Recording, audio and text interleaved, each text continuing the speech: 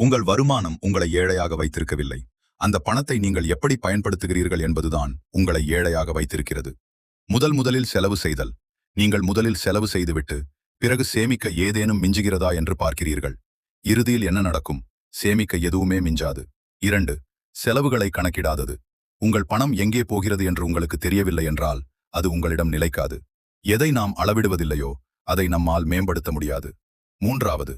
எல்லாவற்றையும் தவணை முறையில் வாங்குவது. உங்களால் முழு பணத்தையும் கொடுத்து வாங்க முடியவில்லை என்றால் அதை வாங்கும் தகுதி உங்களுக்கு இல்லை என்று அர்த்தம். கடனில் வாங்குவதை தவிர்க்கவும். 4. திட்டமிடல் இல்லாமை. உங்கள் வருமானத்தை எப்படி செலவிட வேண்டும் என்ற சரியான திட்டம் உங்களிடம் இல்லை. திட்டமிடாதவர்கள் எப்போதும் பண நெருக்கடியிலேயே வாழ்வார்கள். 5. கிரெடிட் கார்டை தவறாக பயன்படுத்துதல். கிரெடிட் கார்டில் உள்ள பணத்தை உங்கள் சொந்த பணம் போல நினைத்து தேவையில்லாத பொருட்களை வாங்குகிறீர்கள். அது போனஸ் அல்ல, அது மாறுவேடத்தில் இருக்கும் ஒரு கடன். 6. சிறிய வருமானத்தை குறைவாக மதிப்பிடுதல். கொஞ்சமாக இருக்கும் பணத்தை சரியாக நிர்வகிக்க தெரியவில்லை என்றால் உங்களிடம் நிறைய பணம் இருக்கும்போது அதை உங்களால் கையாள முடியாது. பணத்தை விட அந்த பணத்தை நிர்வகிக்கும் ஒழுக்கமே முக்கியமானது. இனிமேல் உங்கள் பணத்தை முறையாக திட்டமிட்டு செலவு செய்யுங்கள்.